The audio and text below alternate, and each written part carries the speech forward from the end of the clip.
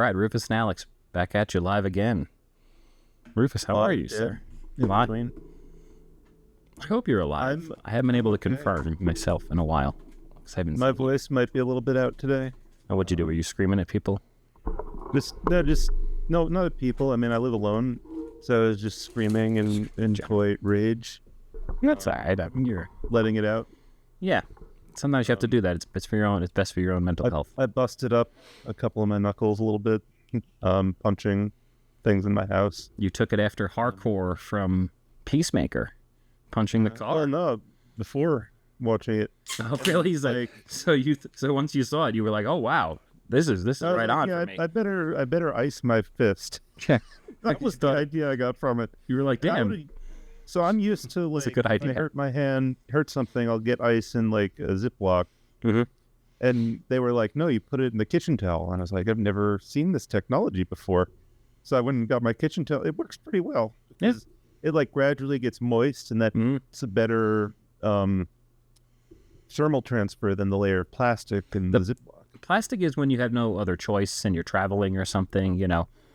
In my experience, because I threw out my back really bad when I was visiting my parents, and we only had plastic bags to put the ice in for my lower back, and that was like, hey, it was all you could do. But I agree with you. Get that ice on there.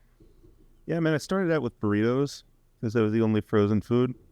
So I had burritos on my hand, and then I moved to the ice in the towel, and it works pretty well. The cliche back in the day was always putting like a steak on people's eyes and stuff, and I was like, that always seemed a little sketchy. Yeah, like I get the idea that it's cold and it's like in your fridge, but you always have a T-bone sitting there ready to go. Like, okay, let's slap it on the person's injury, and that was a cliche for a long, long time. I mean, I get shipments to the lab sometimes, and they're like freezer packs.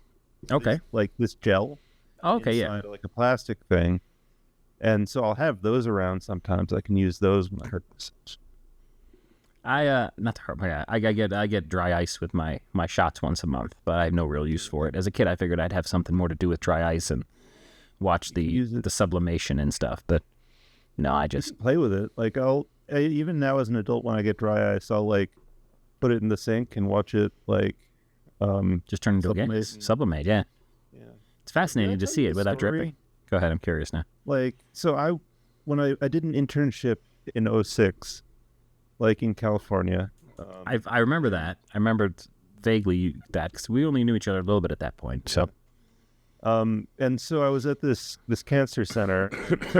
They were like, "Can you sit in the background and like pretend to do pipetting to like be a part of this thing?" And I was like, "Sure, I'll do that." And I thought it would be cool if I put some dry ice in like some test tubes and like to make it look like you were a mad scientist. Yeah, it'd be like some smoke coming up from the pipetting, whatever. Yeah. And then I like closed the Eppendorf tubes. So these are these little snap cap tubes that like, but the thing is with dry ice is as it turns into a gas, it expands. I was going to say you're creating little mini explosives. Yeah. Yeah. So they were interviewing the guy who ran the cancer center. I'm sitting in the background pipetting, and these pipettes start exploding on TV. Did you have a vendetta against them, or this was just a bad choice? No. This was just a bad choice. I'm sure they love that cut. They must have enjoyed that on the editing floor. Yeah, they probably kept it live. They showed it at the Christmas party, I'm sure. They were all remember this. And you haven't been invited back to California since. So I've been back to California. I'm kidding. Yeah. So the big science conference I used to go to was in San Diego every year because it was like 40,000 people or something. Okay. And so the only conference center that would fit it was San Diego Conference Center. So I got used to going back to it.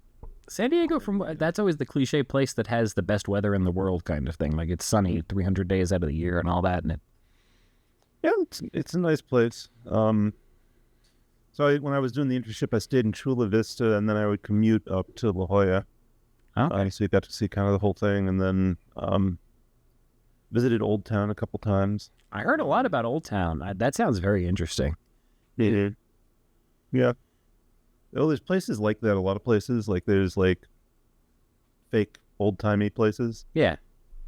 Oh, maybe I'm sorry. I'm actually confusing Old Town. I think Dogtown. Out in California. Was the Gaslight District Yeah. Anyway, so my Old Town story is like I'd gone there and I had a good time when I was like 19 Sure. because I investigated the haunted house, the Whaley house, and I'd gone in and taken pictures. And it was my first time with like a real camera, taking pictures, whatever. And so I came back, I brought my camera, and I was like, "Oh, this will be fun." It'll be like going back to this was like 5 years ago or something. Yeah. And so I was like walking around, and like they were doing like a blacksmith demo or whatever. Sure. And like there's some group of kids ran up in front to watch the demo, and I was just like sitting there. I didn't have my camera out or anything. It was just over my shoulder. And like the teacher was like, "Yeah, sir, sir." It's like, "Yeah, what? Like, could you make sure you don't take any pictures with the kids?" I was like, "What? I don't want pictures Did of they think you were? children." Did they think you were a pervert or something? I guess. I don't God. know. In California for you, but I guess nowadays I'm always self-conscious when I have my phone out that I don't want to accidentally shoot a picture of someone and make them think that I'm being a creep, you know? Right, but it wasn't like I was pointing my camera at this group. I just had a camera, right? Yeah. Which I guess people don't do anymore. Like they have their phones out everywhere. So if you have a camera, obviously it's because you're a weirdo.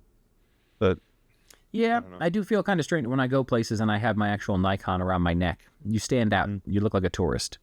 Mm-hmm. But I'm really just, I want something different than the phone that I can do I have a different lens on it that I can get, some More macro flexibility. shots. Yeah, I enjoy it. It's a fun hobby. Yeah, Let me tell you an interesting story about people thinking we were shooting them when we were photographing them when we weren't. I might have, you probably heard this before, but for the podcast, our roommate at one point, Kyle, the rather corpulent young man, when we were freshmen, I had a car. When me and Kyle were freshmen, you were still in high school. I had a car, and we wanted to go downtown Rochester before the end of the school year and see, just wander around and see what was up. So I think we picked a random Saturday. It was Saturday during the day. We went downtown, and we saw a store called Guns and Smokes, I believe. And this is 2005. So it was Guns and Smokes. So we were like, that sounds ridiculous. We got to stop. So we pulled over. We went to the store. It was closed. But I was like, okay, let me take a picture of it at least, because I had my digital camera at the time. The phone didn't take nice pictures. It took little square ones. So I was taking the pictures of the outside, and I took a picture of like Kyle in front of the door and stuff. We were laughing about it. And then as we're doing that, some gentleman's walking down the street with a duffel bag. And he was like, why are you taking my picture? And we're like, what? Bro, because we're college kids. We're scared. And this is an older guy, definitely looked hardened by the world. And he's like, why are you taking my picture for? Am I famous or something? We're like, no. You're like, you must think I'm famous. He was doing one of those things where he was kind of just trying to intimidate us. And then we're like, no, we're just taking a picture of the store. And he's like, you want to take what's in the bag? And we were like, what? And he's like, you want my bag, don't you? And he was all of a sudden he's trying to give us this duffel bag. And it didn't look suspicious. It just looked like a gym bag. But I was like, no, we're good. And Kyle was scared to death because he was from like rural Pennsylvania. He never saw a black person before. So this was his first encounter. And he was just terrified. And I forget, eventually the guy walked away, but I was like, yeah, I got to be careful never to accidentally shoot someone in a picture again, because I didn't even have one in him, or of him rather. But just the fact that it was close enough, that guy went off on me thinking I was taking pictures of him. And clearly looking back, it was a guy on drugs. Fucking with you, right? He was either on drugs or he was messing with us, or both. Yeah. But then later on, as you live in Rochester longer, you realize Rochester is, a bit of a danger. So that was par for the course. We should have never gone down there. I guess. Yeah. All right. So my one more story on this topic. Oh, sure. Yeah, curious. Like, this is high school. Like I remember one of my physics teachers needed someone to record a teaching demo of him. Sure. And they had like the VHS like shoulder cameras. Okay, yeah. Shoulder boulders. And he was like, anyone taking video class? And I'd taken video class. I was like, oh, yeah. So I need someone to like film me like teaching so that I could have like this teaching demo for something. I don't know what it was for, but it's for something. Yeah. But like, yeah, I think I can do that. Let me figure it out. So I got the camera and like put it like thing, and I was looking through the thing, and I was like, I was certain I had it framed correctly. Like I could see his whole body teaching, like no problem. And like he was like at the end of the class, he was like, okay, let's hook it up to the TV. So I can see like the demo, make sure it's right. And the whole time the camera was zoomed in on his crotch. So because on the old cameras, the viewfinder did not necessarily match the zoom and stuff. Yeah. No, it did not. So so the whole time it looked like I was deliberately filming his crotch. It's a joke. Yeah, like you're messing with the guy. But I wasn't. Yeah. Yeah. So that was okay. Just another. I have one last story. You again. Surprising we have so many in this genre, but yeah, I guess we've had a lot of mishaps with. Whoa! All right, there you go. Trying to adjust. Oh, I thought your camera was going into AI mode on us. This one's not me being involved, thank God. But we probably talked about again. We lived together. We talked about a lot of this stuff before. But around the height of Jackass, there was a student that wanted to get on Jackass that I went to school with, and he went and he jumped off the second floor balcony at the school and had it filmed. He broke his arm, and he went and he checked, and his friend didn't put a tape in the camera. And it was like, you jumped off the guy. You didn't even check. Not even that he didn't press record or that you had a bad angle. He just didn't even check that the guy had a tape. So he broke his arm for nothing. But that's the last of our. Like accurate to the genre. It's good, yeah. I mean, Jackass, of course, didn't take him. He was one of the guys that complained. But all right, Peacemaker. I'm curious. Peacemaker, or you want to do Peacemaker first? I plowed through Peacemaker because I had only seen the first couple episodes when it first came out 3 years ago. So you've seen season 1 and so I saw all of season 1 and episode 1 of season 2. All right. So I've seen all that. I watched season 1 like a few weeks ago, and then I just watched season 2 episode 1. So we're both caught up. We're both caught up, yeah, 100% with America. So all right. So first question for you is, how do you feel about the change from the season 1 dance number to the season 2 dance number? It has to grow on me. The season 1 dance number has a much better earwig, or what is it called? Earworm? Earworm? Yeah, I mean, I hope it's not a carnivorous earwig like they had in Star Trek. But I thought they're both funny dances. Yeah, they're both funny dances, but I think the first one just has a better song. And it's an interesting. I know they want to separate, but you figure that was one of the trademark pieces of the show to me. Mm-hmm. So I figured there was no need iconic, to. Right? It's pretty iconic, and it's also, once you find out, it's not a song that was made for the show. That was just a rock song from like 15 or 20 years ago, which I thought was fascinating because it's such a corny song. But it plays like an 80s song. Exactly. Right? Yeah. Like it could be an 80s song, but it's like this Norwegian 80s style band. There's a lot of bands, especially in Europe, that still kind of do that. They, which is fine. I mean, rock and roll, man. But I looked it up. It was from 2010, which was so interesting to me because I figured if it was a real song, I figured 89 from Cinderella, or a band that I just don't know a lot of the. Because James Gunn is really good at digging out deep tracks. Mm-hmm. That's the James Gunn shines through in the series, where the music is very, James Gunn. He was a musician at one point, I think. I believe so. Yeah. And so I think it's a slower song, right? The second one, and it's more romantic, I guess. So that it's a signal. Maybe there'll be more romance in this season. They basically have him in hardcore, doing a lot of dancing and almost kissing in the start, and they just in the first episode had them. It almost showed like they were going to care about each other, but then they curse at each other and storm out. So that's just starting. Well, what's going to happen? They kind of had they probably slept together between seasons. So the other question about the opening is they did a retcon in the previously on, right? Mm-hmm. So how do you feel about that? I thought that scene in general was not needed. So I'll say it that way. I mean, I'll get to your question. I'm not going to avoid the question. But in general, having that scene in felt so awkward. And then you have, let's talk about the first version. You have Aquaman being like, oh, that guy calls me a dick, or so, I suck dick. And then, Flash is like, well, you do suck dick. It was very out of character for everyone that spoke there. And then, of course, you have people covered in darkness. You had Wonder Woman and Superman just because you couldn't afford those people. You can't afford Henry Cavill for 5 seconds. For 30, and so it was like the end of Shazam. Exactly. So it was a bizarre choice. So then in the second one, or in James Gunn's version now, where he wants to change it, because now this movie is super connected to Superman. It's kind of like a sequel to Superman at the moment, because it's not like it's just in the DCU. It's like it has a lot of threads from Superman are being picked up. That orgy scene straight out of Superman. I mean, that's his harem. I think the harem was found finally, and it's in John Cena's house. I didn't understand that. I mean, the orgy? I mean, I understand what an orgy is, but he has one line of cocaine, and then all of a sudden there's an orgy in his house. Do those people just...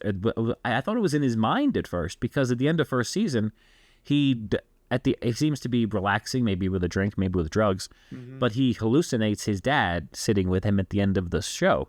So I figured hallucinations were going to be something that was regular in Peacemaker. Yeah, so my interpretation of it was it's kind of like the thing where he sits down and like starts doing drugs from the first season. He wakes up in bed with that woman, and then he wakes up and then next to her they zoom out and Vigilante's in bed too. Yeah. So it's kind of like that. Like he's partying. Yeah. So the pulling out the emergency cocaine is him, like the start of that, and then it's kind of like a transition to later on. He's invited all his orgy friends over, and he's at a party, but he's just not feeling like on the same level of the Peace Depressed. Right? He's trying to fill in for his sadness, and then that's why he ends up wandering to try to go back to his dad. So, but it's not working, right? Yeah. So like he thinks doing drugs and partying and having an orgy will make him feel better, but it's not doing that, right? Yeah. So because he's moved into his dad's house because he's inherited it. And he's reminded he killed his dad, he killed his brother. Have you seen Breaking Bad? Yeah. It reminds me of when Jesse Pinkman was depressed after the death of someone. I think the little kid that died, maybe, or Jessica Ritter, maybe. I forget exactly, because he was already in the big house. He was already in his parents' house that he bought, Kristen Ritter. But either way, he had a bunch of people over to party, and he was just zoned out, and he just wanted like noise, just to distract him from the fact that he was depressed. So it really reminded me of that. So, but yeah, so then that ends up to him going into like the dimension and all that stuff, which right. So it was in the first movie. They just didn't explore it that much. It's just like, his dad has his own dimension. Yeah. Well, it's like they made it like, oh, his dad has a small dimension that he keeps my helmets in and stuff. The helmet dimension. And they didn't really make it like a big deal in the first one. It was just kind of like, oh, the helmet dimension. In the second one, immediately off the bat, it's like, oh, Eagly, you want to fly and it's too cold outside. Let me open up this infinite space for you to go fly in. I thought originally that when he first found the other portal, that he was going to get lost. And that's how this whole thing was going to kick off, because they're doing a multiverse without doing a multiverse, or without calling it the multiverse. Unclear, like, how he found his way back. Like, because it seems like it would be an easy place to get lost in. Yeah. Right. So he has that neighbor who's like an alien-looking guy. Yeah. It's just people in that dimension look like that, I guess. Well, now he's in the intro, so you figure he's going to be in more than that just quick scene. Not necessarily, because in season 1, there's some characters that show up once, and then the mop guy. You're right, the mop guy and the old guy that's next door. Yeah. Okay, fair enough. Good point. Minor character, but they end up in the intro. Yeah. So, what did you think about the scene with the Justice Gang? So as far as the back to your original question, which I looped around. It was all right to see them again, but again, I didn't get the point of that scene, because it was like, oh, Waller sent people and they got there too late. Did Waller stall them, or were they really late? Why is Waller involved with the Justice Gang at all? We have Nathan Fillion and Hawkgirl in the next scene anyway, so I don't think we needed them there. It's a retcon that at least it stops people thinking about, Jason Momoa as Aquaman and all, especially because he's Lobo now. You can't have him being two characters. So it was that they had to do it, But it was almost, to me, better to just not reference it and just let it die and let it forget. It'd be crazy if a comic book movie had like a multiverse thing where two characters are played by the same actor. Like that would never, no one would buy it. Well, no, I mean, I don't think he's a bad Aquaman. It's just, but if they made him Lobo, it's gonna be tough. I'm making a Robert Downey Jr. joke. No, I get it. Well, again, people still don't even know if he's gonna actually be Doctor Doom. There's all these rumors. I don't want to talk about the MCU because I still think that this is just, but that's a whole episode of just what a letdown I think that they're heading towards. Because even if it's a great movie, I think that they're fully just tapping the tank out of anything they could possibly do without resetting. Actually, we'll do that at the end of the episode. I was going to read you Kevin McGuire's series of tweets, and I thought it was brilliant how he broke down the problems with the MCU as far as he saw it. So we'll at the end. But back to Peacemaker. Back to Peacemakers. Yeah, so I think you're right. I think that scene caused problems for resetting the DCU rather.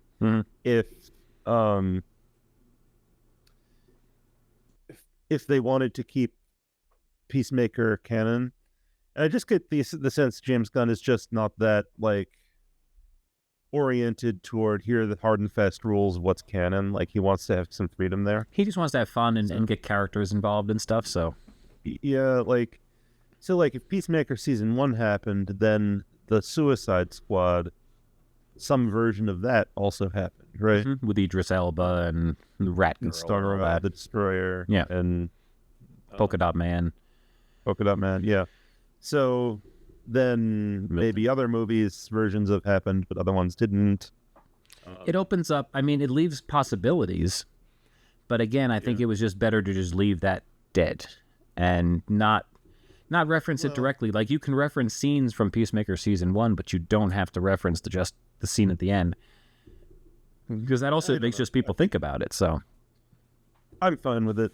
I mean, the other option was to just not do it at all, and we fill in that gap, right? Yeah. Like in our minds is like, okay, that one scene didn't happen. Yeah. Or it didn't happen the way we thought. But I thought that was fine. And then the scene after, I'm happy they got to it quickly, because we've had again, it was something I liked about Superman, where if they're going to show something in a teaser and have like a 30-second or a minute clip, get it out of the way early in the show, because it's like you're still sitting down and settling. It's not like you wait and then that's one of the last scenes. It's like I already seen this shit, so they got it out of the way. But it was and it seemed like was most too corny. Like they're setting it up so that Peacemaker has to save the day, and then they're like, oh, we really need you.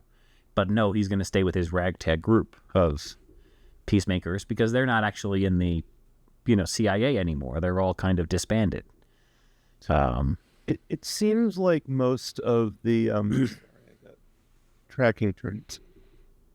You're dealing with technologies beyond our understanding. Can you believe we went to an institute of technology? I think about that all the time. Trust me. The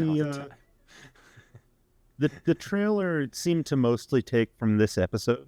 Yeah. So at least like they had to do some kind of trailer. And I was going to watch it, so I watched it. Absolutely. I'm glad that now that that's out of the way, like the next episode is a mystery, so I get to experience it completely without spoils. Yeah.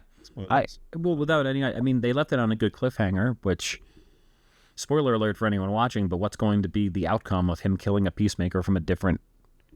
Or, I mean, they might also do the swerve where it's like, well, he's not actually dead, he's just 90% dead. But it does see, especially if they have Roy from The Office, David Denman, or whatever his name is, I recognized his name and I got excited because I liked him in Brightburn as the dad. He's had a lot of cool roles. Of all The Office people outside of Steve Carell, he's probably and Jim Krasinski, he's probably had the best movie career. He's in like a lot of movies. David Denman. He's kind of like a character actor.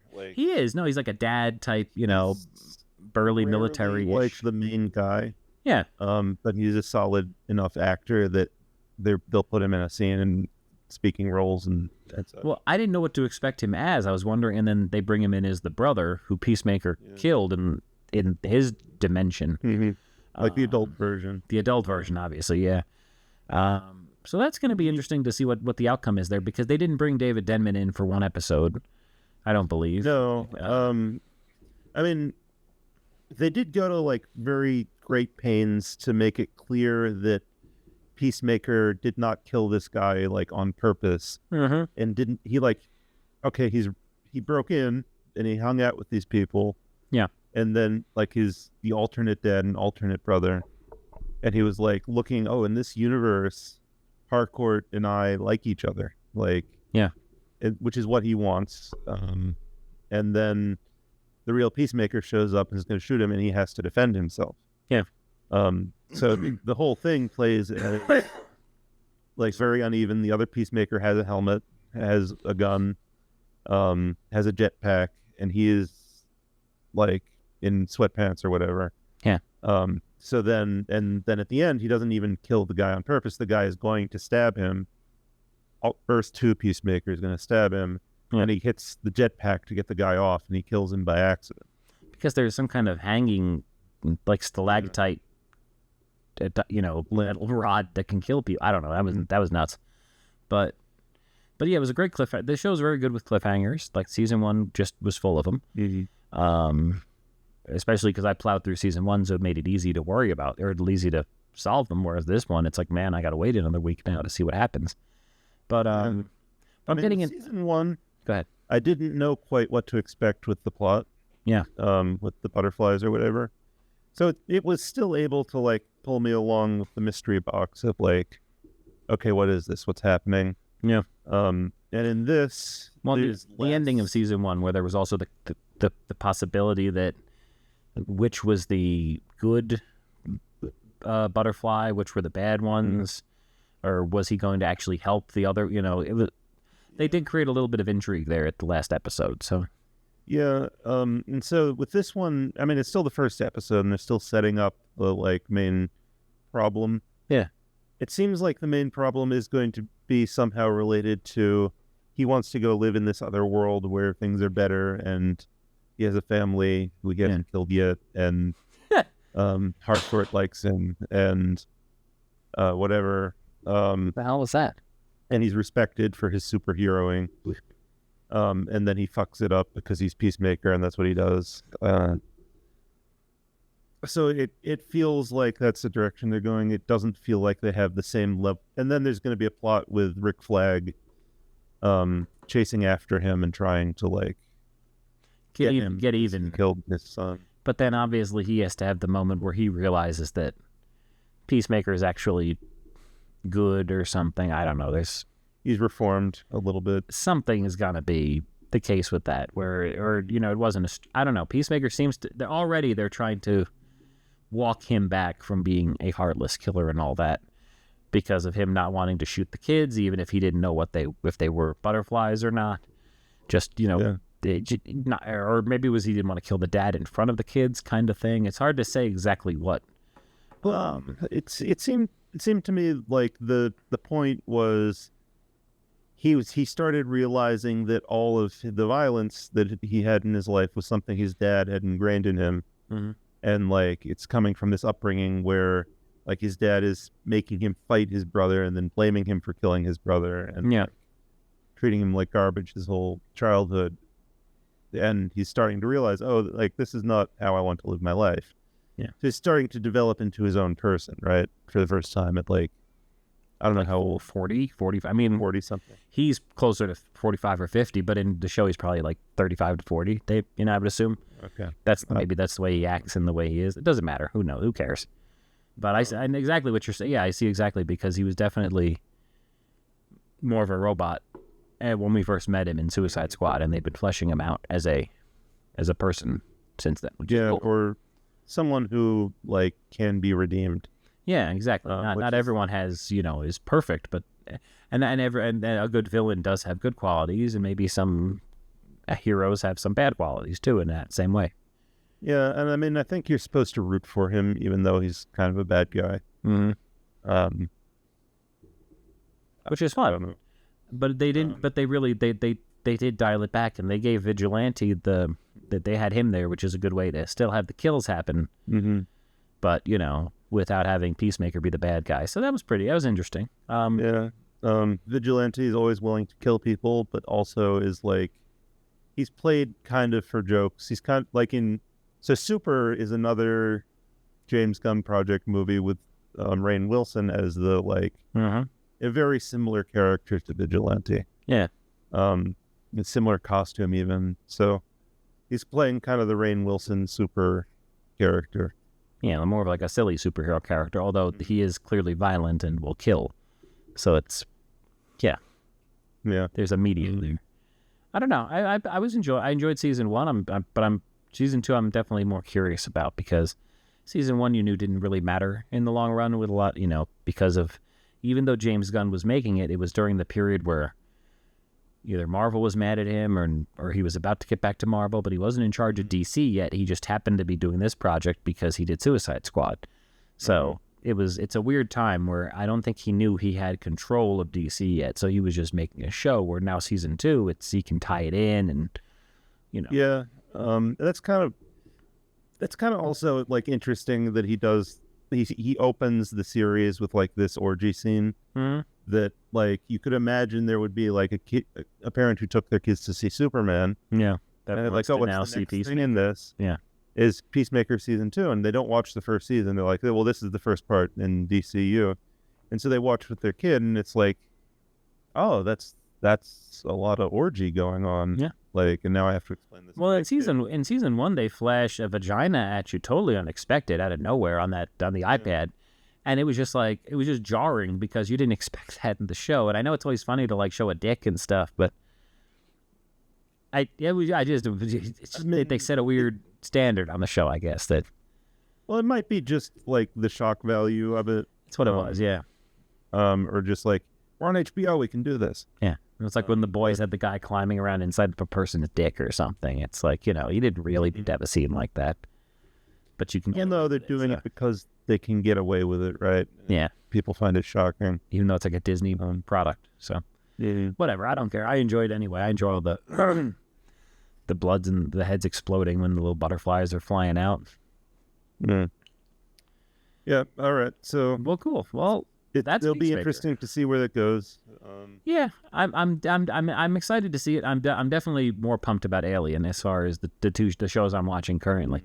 But I'm interested to see where Peacemaker goes. The other obscure-ish DC characters that are cameoed is White Rabbit, who is a Batman villain who was trying out for the Justice Gang. Is that's the lady that he was the camel toe? That James Gunn, or not James Gunn, his brother. Yeah, so it was actually a very comic accurate costume. Yeah, which is pretty funny. And then a couple of newspaper headlines about the Ultrahumanite, and then the Rainbow Man, I think it was, or Rainbow Monster. I liked in the first one he mentioned Matter Eater Lad and stuff. Like they were making good fun references. It wasn't all just like, well, on Corto Maltese I did this. Like he mentioned stuff that happened in the movie once, but all the other stuff was just kind of ambiguous. That was pretty cool. I like that. Well, they mentioned Batmite. Mm-hmm. And especially when he was talking about how much he hates midgets and such. Well, there's a certain extent to which you're like, he's an unreliable narrator, that kind of stuff, because he's like talking about like all the weird fetishes all the Justice League have. But then also he's like, we know that Batmite is a character in DC Comics. Yeah. So maybe it is in the DCEU, even though it doesn't really fit the tone. It leaves the door open though. Mm-hmm. That's all you need sometimes. But for the DCU, I could see it fitting the tone from Superman of having like Batmite be something. Well, because they already introduced crypto, so they're setting it. Yeah. They're putting the bar pretty high already, I guess is a good way to say it. But high or low. All right, so you want to talk about Alien Earth 3? I would love to talk about Alien Earth 3. I think Metamorphosis was the name of the episode, which didn't really make sense to me because nothing morphed, but that I remember. But okay, yeah. So when we last left our heroes, they were Alex Hermit, I believe his name is. Alex is the actor's name, and it's my name. Hermit got tackled out of a window. Does anyone ever call you Lex? No, I think my mom did when I was a kid, but she's more likely to call me Allie than Lex. Mm-hmm. Yeah, Lex has never been a thing for me. I grew up with... What about Xander? Xander, no. I think I used that as like an online name a few times because no one would ever think of me as a Xander. I mean, those are both cool X names. Like, When you say X, I was like, well, Lex is good letter, right? I liked Axel growing up, like the mix of the letters, but I don't know. Alex on its own is pretty cool. I don't know about mixing it up. It's tough. It's not a fun name. I've had people try to call me John, and my name is Rufus, which is very strange. Yeah. It always blew my mind when we'd be out and people would refer to you as John or Jonathan. Yeah. Because I did not know for like at least the first year that I knew you that your name was anything. But I thought, because Rufus is not, it's not like it's a fake name. It's not like your name was Moon Space or something. It was something ridiculous. Rufus is a human adult name. Right. It's just more old school and typically more black. Well, and also I spent a while introducing myself as Rufus to everyone I met. And then at some point I just gave up and I was like, oh no, here's my real name. And started using that. And then it became just like your name in comedy, basically, because the comedy troupe knew you as Rufus, but your regular classmates just went back to John. So there were like different groups of people who called me different names at different times. Which is fascinating. It's a fascinating way to be. I remember I was walking down like I forget the name of the street, but it was the one that went from RIT into Henrietta. Oh, I know. Jefferson Road? Yeah, it might have been Jefferson. I think it was Jeff Road, yeah. And like someone pulled over because they saw me walking and they were like, hey, Rufus, do you ride? And I did not recognize them. But I was like, well, if they know I'm Rufus, they must know me, right? They have at least some layer of trust with you to know that name because you didn't, like you said, after a little bit, you didn't tell anyone that was your name. And I got in their car and they drove me down the street a bit and I was like, hey, thanks, buddy. Like I did not know who they were. It was interesting. Oh, go ahead. I'm sorry. No, you go ahead. No, you had a bit of star power on campus because you had the skeptics, and even comedy troupe was minor compared to the skeptics, and the debate against Christianity put you on the map, and you running even though nobody cared about student government compared to what the movies and TV shows make it seem, you running on a bill did again have your name out there. So enough times your name kept coming up. Last Comic Standing. I just hit something. But all this stuff. So I think eventually you became kind of known on campus to at least a percentage of the people. So that's not outside the realm of possibility that someone would have seen you that saw you on stage either with us, with the skeptics, with one of your science things. And well, more likely us and the skeptics for the Rufus part, I guess. I always felt like campus was big enough that you could get lost. And I didn't want to be recognized, right? That's weird. So I always kind of felt like, okay, I can go do something like that and then go back to being anonymous. Yeah. Which was doable to an extent even back then before social media. Mm-hmm. So you could, because I'm saying, maybe 20% of the people, we had Facebook, but it wasn't in the same, we didn't, I don't think it was in the same formation that, it was powered by dinosaurs. Dinosaur fuel. You just had a stone tablet and to update it, like a pterodactyl would fly out and it would go. I don't know if chisel away. Because Facebook was colleges only for the first couple of years, which was nice.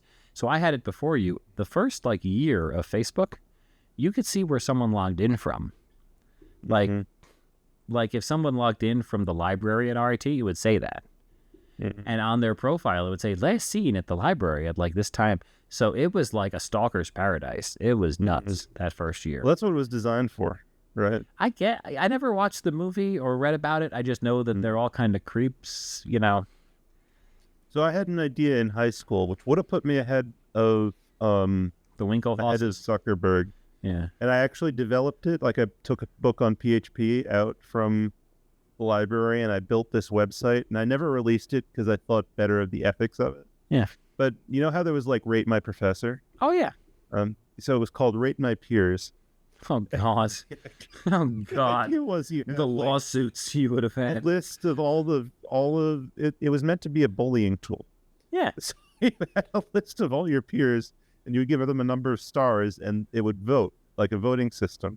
So you could log in every day and give a new number of stars to all your peers. It's brilliant. That's way ahead of its time. Well, I built it. It was like an exercise for programming to like entertain myself for a weekend, and then I knew I could never like do that. Release that and have nobody have a problem with it. Yeah. Yeah, like people might do it as a joke, but then I would get in trouble. Of course. Which is, back in then, we actually cared about things like trouble. Well, or I could be a billionaire. Until college, at least. But, yeah.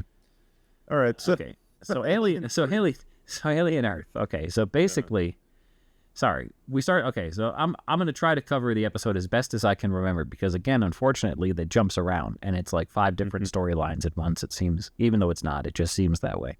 So when we last left them, brother, our intrepid heroes, he got knocked down by the alien. He got tackled out of a window to the same point that it broke the android's leg. So, but she runs down and she takes off after him. She leaves. I'm not sure of the one boy's name. I think he's the Indian guy. It's like Wonder, or it's one. The black guy. I don't know any of the Lost Boys' names. The other guy is Smee. I found out. Okay. The black guy is Smee. The girl that wants to be the best friend is Curly, I believe. I might not be 100% on this, but I think that's what I looked up before, and maybe I was tough to. Anyway, Wendy, or Marcy as she's known, took off, goes downstairs, and the alien again has decided, even though the alien knows that Marcy is a synthetic, and all the other people there were synthetics except for Joe, takes Hermit Joe and cocoons him to make him a trap, which Wendy immediately walks into to free him, and she frees him. And then the alien comes and is like, wait a minute, she's a synthetic. I have no interest in her. I'm going to try to go around her. And it goes up on top, and it starts smashing the thing like the T-Rex smashes the trailers in Jurassic Park 2. And, so then Marcy goes and she fights the damn thing and beheads it, but it also hurts her, but we can't tell how it hurts her. She's just bleeding milk. So, go ahead. There's the thing where she like stabs up through the metal. Yeah. This is where you start to see like the budget of the show is like, you can't see the xenomorph. Yeah. She's stabbing up, and then there's just a bunch of acid. You saw the xenomorph for about 30 seconds in this episode, which was sad. But I know they have to budget, but it was not a lot, because it came through, it looked at them, then it immediately disappeared. And we were saying last week, did her little guillotine knife disappear? No, she actually still had it, apparently. She uses it to cut through. It's still in one piece, even though having the acid on it. And then later she uses the same thing to cut the head off, and that's when it finally starts to melt. So I don't know what metal that was, but it was crazy. Paper cutter, I guess. Metal. If they can take out so. But okay, so go ahead. Well, there's the bit where they're fighting, and the brother is like has to open the garage door, and then he has to rewire the thing, and he knows exactly he closes it and he immediately opens it. Yeah, even though he's a medic, he can lick wires and convenient flashlight right next door, and he's like pointing it around. Like, yeah.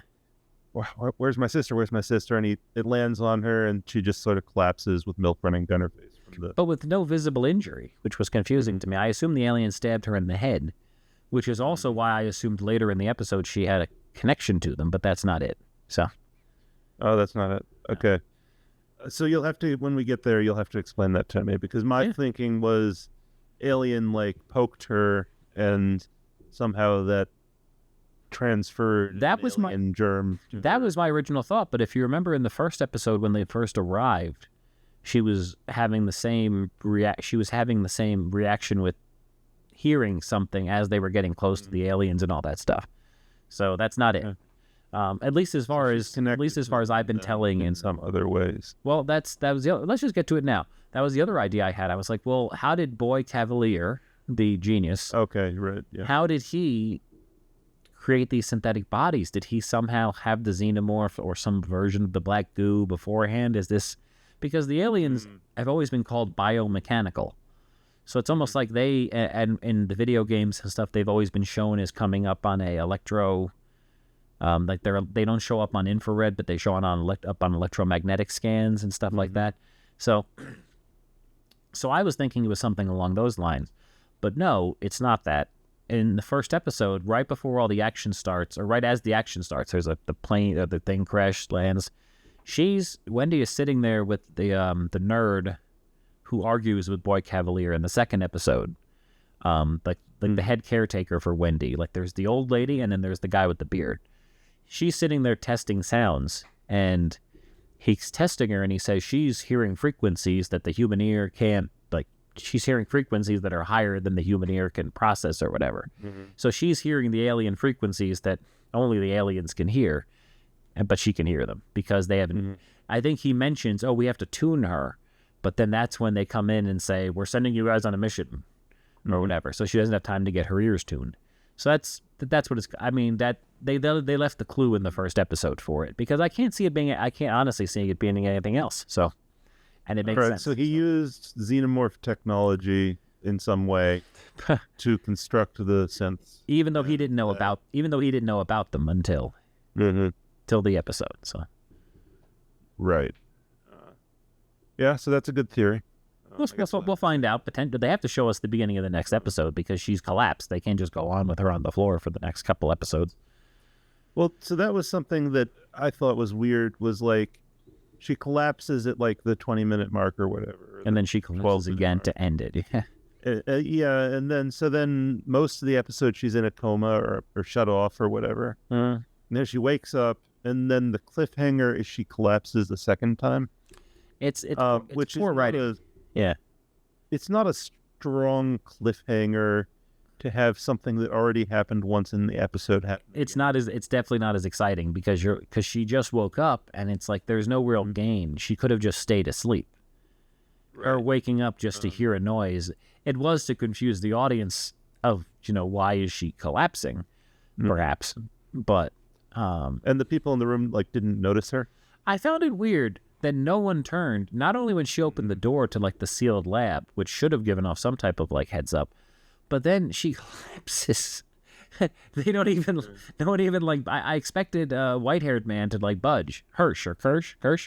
I expected Kirsch to be like, what was that? Or, clean her up. No one even notices. Well, I mean, I guess, with a human being, if they enter the room behind you, you start to feel a prickle on the back of your neck, and your hairs on your arms stand on end. Was that from Blade Runner? The synth, you don't feel anything. Oh. What are you talking about? Blade Runner is the Voight-Kampff test, right? I think so that's the other thing from this episode that I thought was funny was they have their own Voight-Kampff test of, will the xenomorph eggs recognize you? And if they open up, then you're an organic, and if they just leave you alone, you're a synth. But even that, the rules are very loosey-goosey compared to what they had been in all the other movies. Because now they're building up this idea that you need to be not only human, but afraid for them to open up. Because Boy Cavalier is dancing around next to them. And then the minute he starts showing some curiosity / fear, that's when they wake up, and that's when the guy throws him out of the room. And it was the same thing earlier when the cyborg, Morrow, was there. He's still kind of a human because clearly the egg we're starting to open up towards him while ignoring the synths. So it was interesting. The rule back in the other movies, as minute a human was within a foot of that thing, it was opening up. There was no questions about. I didn't need to be happy, sad, afraid. It was just, we're coming. Right. What'd you think of the dissection scene? That was strange. So they took the guy's lung out. They did, and I thought at first it was he got shot in the lung, so they're going to give him some kind of mechanical lung. But they show an image of him having his spine, laser repaired or whatever. So I think while he was just under, they just said, hey, we know these things gestate in the chest cavity. Let's just take this guy's lung while he's here. That's the best. I mean, because we know they're evil companies. Yeah. All these companies are evil. So they just took his lung, and I guess they're giving him a mechanical one, or he's just going to be less of a human, or they're going to put it back inside of him now, which is even more terrifying. Or he'll be like a cyborg. Or something. Well, no, I think they might put it, now that I'm thinking about it, because, well, let's take this from the top. They've changed the rules of the facehugger, which they already started changing in the book Aliens Cold Forge, which I have coming tomorrow. I think I read one in the series a couple of years ago, but I'm going to read the whole 3-book series. But basically, Cold Forge takes place right after Aliens, and it goes to Weyland-Yutani's other research station after they lose LV-426, and it's Cold Forge is the name of it. and it has all their weird experiments, and one of them is the aliens. And what it explains there is the facehugger doesn't actually implant an egg into the person, it implants some black goo. And the goo immediately melds with the DNA and starts ripping it apart and forming its own thing, which is what they basically showed here. Even though it's like a tadpole filled with the black goo, which it's definitely not an egg at this point, you know? They're showing it as something else that's in the facehugger. Yeah, I don't know. Like, the alien biology changes every time they do something with it. Yeah. Which I get because we've seen the sequence of egg facehugger to like larval alien to alien. Yeah. Like multiple times now. So they want to do something different. It's just I don't know. So I think it does seem to an extent like these people are maybe smarter than previous people who mess around with the alien products. It's still dumb that they're trying to gestate an alien in someone's lung. Well, that's the thing. I mean, it needs more than the lung to grow. So that's where I'm wondering if they're going to jam it back inside the guy.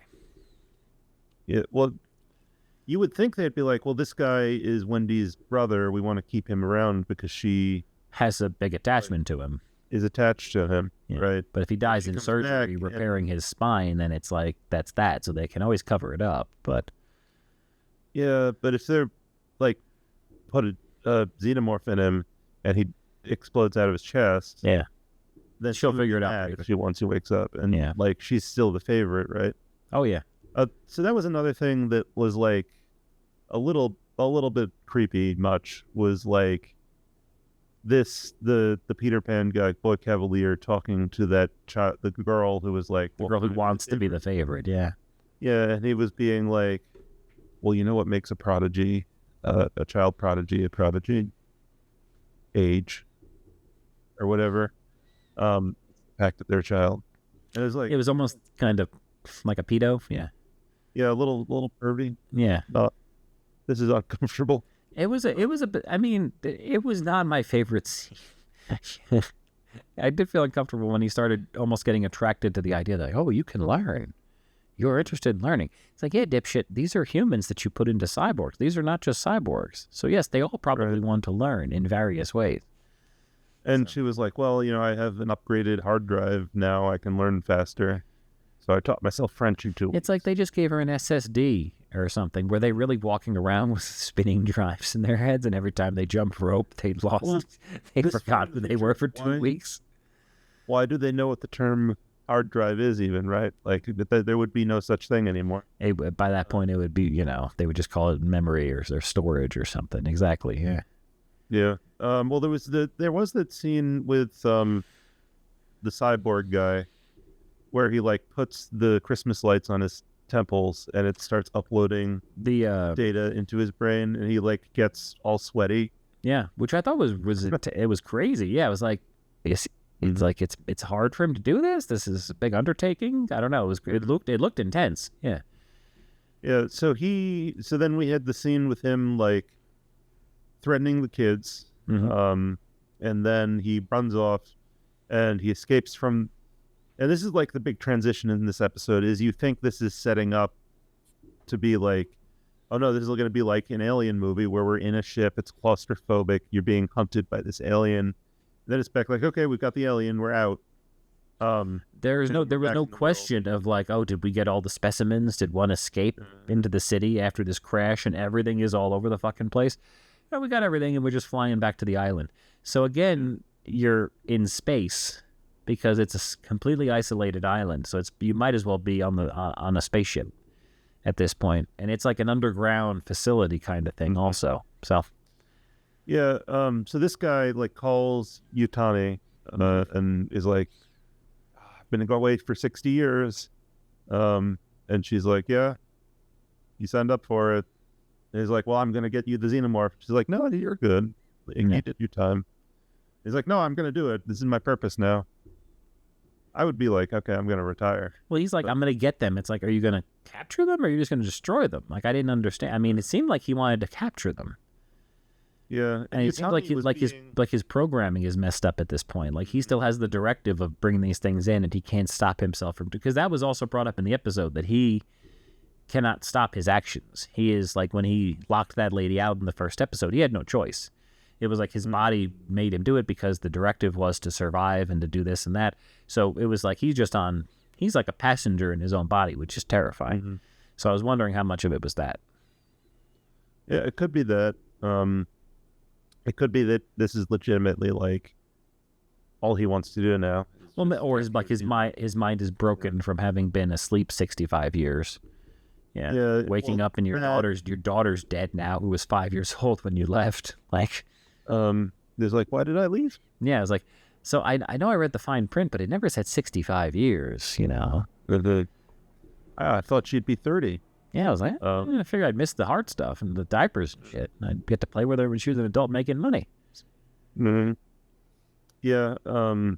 So there's some weirdness there. I thought Yutani, it was strange that she was being nice to him. Yeah. Like you would have thought, like his security code still works 65 years later. Yeah. To call her, but she's being like, no, it's okay, we can do this. Yeah. He's like, no, I'm going to do it. Like. Well, at that point, I mean, he's downloaded all the information from the ship, so he should have the most up-to-date stuff that the ship has, at least. So he probably has all that stuff, you know. But I get what you're saying. It's weird that his technology still works and he can connect to something from 60, because you can't connect to a computer from 20 years ago right now with a USB. Not easily. Yeah, or 30 years ago, you can't at all. Like, you have to get special items and stuff and hope it turns on. So 65 years. Get like a 5.5-inch floppy or whatever, 5 1/4, 3. Bunch of adapters and shit. Yeah, it's fuck that. Serial cables, null modem cables, whatever. I don't miss those days. Oh, but what I'm saying is, I thought Yutani was out of character a little bit because or at least from what we would expect. I figured she'd be much more direct. CEO of like the biggest, evilest corporation, right? Much more forceful, much more like, no, you are not going to do that. We are going to bring you in, right? Like, she wouldn't have taken his shit on the phone. Much more of like the cackling evil, like. Yeah. I just took her as like someone who's like, no, like just would never even waste breath on someone, like even like an android they made. Like Weyland Yutani just kills everybody whoever they need to get to their goal. So for him, she would be like, if she had a button to shut him off, the Yutani I know would have just pressed it right then and there. So it is, I don't know what but she's apparently, because when I looked up on IMDb to look up the names, I didn't want to get any spoilers for myself, but I did see that just about everyone is in every episode, except I think most people are in 7 or 8 episodes. So there's at least going to be a lot of Yutani left to see. It's not like she's gone now, so that'll be interesting. Okay. So maybe they'll go somewhere with the character. I hope so. I mean, she mentioned sending a team to recover the items. I can't imagine she's going to leave her, her safe haven or her fortress or whatever. But we'll probably see her on the phone and referencing people on like video chat or FaceTime or whatever they have in the future. Yeah, it won't be like the sci-fi thing of like the people just show up. Like the most important person in the company shows up to personally oversee the extraction. She's not going to land like the Emperor on the Death Star and like, taunt the rebels like, hey, blow me up again. Let's see what happens. Or the Emperor at the end of Dune, where he shows up and he's like, no, I'm after all this, I'm going to meet you in person. And then the guy Paul is like, no, I'm Emperor now. He's like, okay. And he's like, okay. My favorite part of Dune, which I haven't seen. So I'm read. Half misremembering the book. I did not like Dune the book. I think I bought the book on Amazon and I started reading it and I was like, yeah, this is not for me. I'm not interested in this spice horse shit. That is a whole nother podcast. Yeah. Well, the reasons I do not like Dune. We can save that for another week, but did you have any final thoughts on Alien? I covered all of mine. The pacing was a little odd. Yeah. It's like a middle episode, right? Yeah. So I felt like most of this episode, they could have... It feels like, okay, they stretched this story more than they needed to. We got the idea that Kirsch was doing stuff in the lab. We didn't have to keep showing these long scenes of setting up him in the lab. So, Yeah, so a lot of that was redundant. The first third of it is like the fight with the xenomorph, where you barely see the xenomorph. Yeah. And then the rest of it, you have more scenes of the adult actors acting like children. Yeah. And then you have a bunch of scenes of angst of the adult actors being like angsty that they're synthetic. Yeah. And we've seen like this so many times now, it's starting to get a little bit much. And you see another one of, so in the first episode, there's that like person who's spraying in the hallway. We see them again. We see them again. Looks like someone straight out of Stranger Things trying to contain the upside down. Yeah. I don't know what they're spraying for. See him again. But we just keep having some kind of samey scenes where they're just sort of hanging out on the compound. Yeah. So it's a middle episode ish. They probably they just didn't fill the story with very tight pacing, I guess. Yeah. So I mean, it's fine for a weekly installment. I think if I were streaming them one after another, like binging them, I would probably be like, I would go right to the next one. Yeah, because I'm like, this didn't really get much going. No. I was wondering what you thought, because the kids, as much as they did act like kids, I thought that once they were being scared by Morrow, and then again once they had the bald guy come and like threaten them, I thought they showed, even though they were still acting like kids, I thought they showed a more believable scared kid acting. They really were able to flip the switch from the silliness to a believable, scared, not know what's going on kid with his friend there. So yeah, I didn't hate that. I thought that was a little better. The acting was a little better with the two guys, the ones who are like friends. The two guys, yeah. Yeah. I did. You go ahead. They definitely. It feels though like you had like middle-aged guys in a like writer room being like, well, you know how cute teenage boys are. Like they're always like getting into little fights, like slapping each other and stuff. Slapping each other, but then like a second later, they're hugging each other and like, friends again. And that's how we're gonna have these be, and they'll be super. I don't remember being like that as a kid. They're at least not all the time. They're portraying like 5-year-olds, because 5-year-olds hug each other and stuff. Like, oh, you're my friend, I'll hug you. Like, I don't remember hugging a friend or person or like, outside of family from like 10 years old till like I was, dating someone. Mm-hmm. You don't just hug guys usually. No offense, I'm just being real as like a human.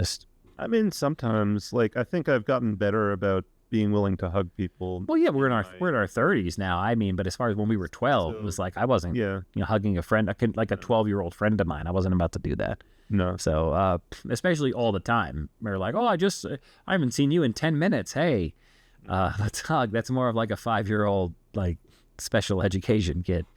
But, yeah. So there is still, so the acting is fine. There's nothing against the actors. I think it's the writing is like people our age imagining what kids act like. It's exactly. I don't think it's a good portrayal of people that are supposed to be kids trapped in adults or whatever. And it feels like they're so proud of this concept and how original it feels. Yeah. That they're gonna keep like showing it to us and like, okay, I get it. I get it. No, really, I get it, guys. I get it. Well, but then I got it. Then you have the two girls. One of them who might as well be 40 the way she's acting. The dark-haired girl who wants to be the favorite. She's not acting like a child at all. The redhead, you can see that she's the one that's going to go off the deep end and do something crazy. The way she was poking her eye, I was reading on Reddit and someone was like, she is missing being organic. She something is not setting right, and she's going to do something with that eye monster. She might end up putting it in her head so that she can feel organic. I don't know. People have really interesting theories about that because she's the creepiest one out of the group so far by far. And then you have the other guy, the guy that's not in the pair of Smee and the other guy, and then the guy that's not the girls. He's just kind of there. I don't remember anything defining about his character. So if any of them are going to die quickly, it's him. And there was that other creepy thing where they're like, oh yeah, we're watching everything through your eyes. It's recording all the time. And they didn't know. And they didn't know. They didn't know. Yeah. They Well, were like, what? it's like they get their first hints that, wait a minute, we signed up for more than we realize here. Mm-hmm. Like, I'm true though, they were terminal, so it's like, Yeah, but I don't. still. Did they not know the extent of big brothering that was going to be happening because Boy Cavalier acted like he was just their friend and wanted to help them. He didn't. They're now starting to realize that they're science experiments, just like the aliens are, and they're being watched in the same way. So it's we'll see where that goes. It should be interesting. I like how Wendy is but it's fascinating how Wendy is so well adjusted, and the girls are the girls are at least so mature compared, and then there's like just all over the place of which one. It's like it is because it's real kids with real emotions and stuff. So it's fascinating. But Yeah. I can't wait to see where it goes. So go ahead. To run down why Marvel doesn't work anymore. Oh yeah, let me give you that real quick. Yeah, because we can end with that. Let me see where I saved it. Did I actually put it in my thing here? I'm just gonna look it up on Twitter again, because unless he deleted them.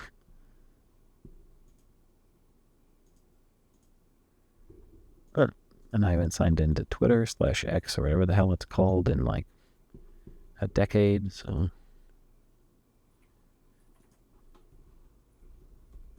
Ladies and gentlemen, we will probably edit this part out. Yeah, I will. Yeah. I mean, well, no, at this point. We'll forget to edit this out. At this point, yeah, we don't need to edit it because, hey, we're making jokes during it. Okay, hold on, let me. The problem is now I got to figure out when it was. It was from like a week or two ago. All right. Well, I'll pitch my book. Yeah, please, pitch your book. Get it? Pitch. Oh, I can't see because I'm looking at the Twitter. Did you throw it like a baseball? I mimed throwing the book. I didn't actually want to break it. So how many do you have? I've got like 4 copies. Interesting. The last one they sent me like 12 copies or 15 copies or something. Or those meant I was like giving those out. I was gonna say it's meant so that you can give them out to people and stuff. Yeah. Yeah.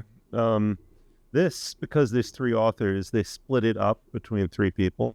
Yeah. So I got fewer copies this time, so I have to be more like judicious with them. Huh. And be like really selective with them. Yeah, I was gonna say, yeah, no, don't. Trust me, I'm not asking for one. I have no problem paying for one.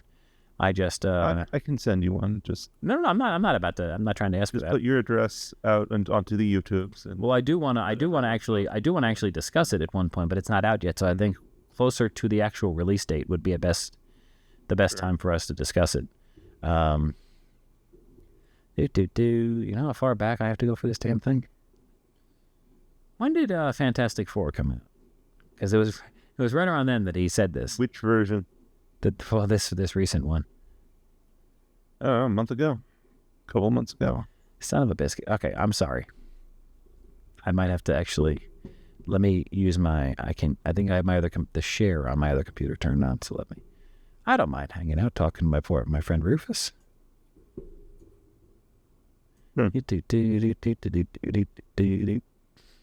Network.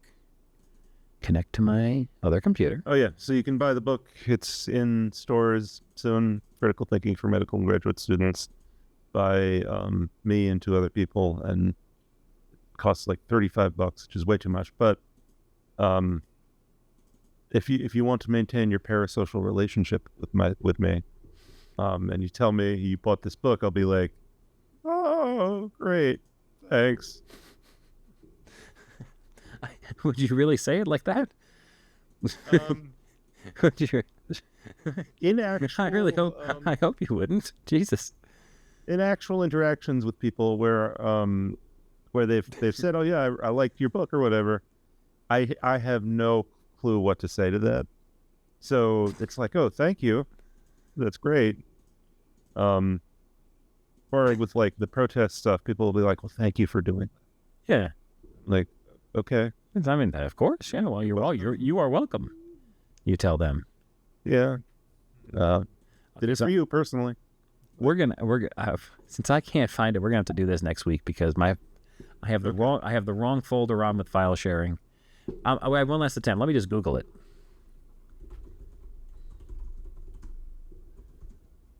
It's what worked so much better before they. Oh, there we go. Look, even just putting it into my damn Firefox to search for it brought it up from my history.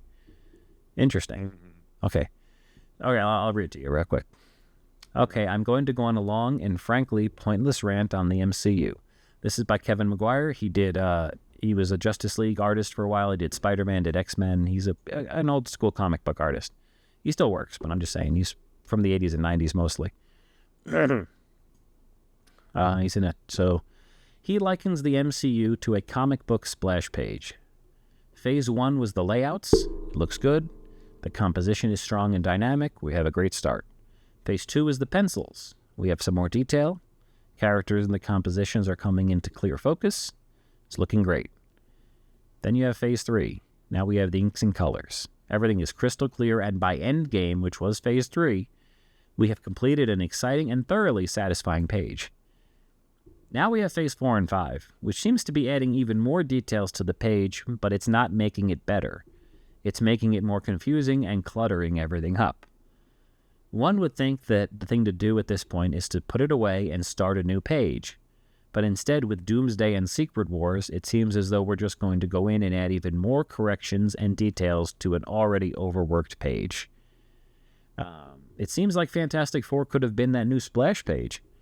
Marvel could have said, okay, we're done telling stories on Earth 616, and let us introduce you to our new home, Earth 828. And here's your new cast of characters, starting with Fantastic Four.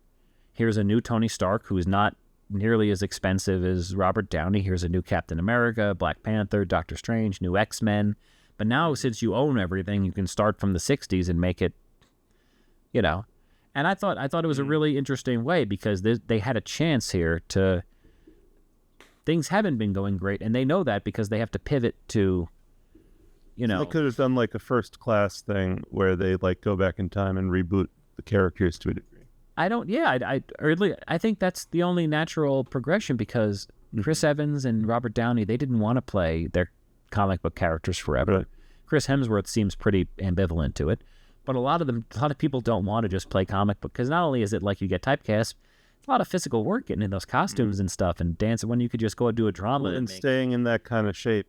Staying in the shape 40s. And so I can understand why people kind of graduate out of it, and there's no shame in saying, okay, we're going to do it again, but maybe not focus on Captain America and Iron Man this time. Maybe we focus more on Hulk. And so it's interesting that he was like saying, because I agree with them now, it's getting so webbed up and so crisscrossed with stories and people and layers to it, that this next movie, they're including so much, and they're putting so much history into it. Movies from 25 years ago, movies from 5 years ago. It's just, it feels like even if it's going to be an exciting thing, it's going to be a mess, whatever it is. And they would have done better, I think. And it was a great time. You start in the 60s with the Fantastic Four, and then you can go from there. You don't have to immediately send them to the mess.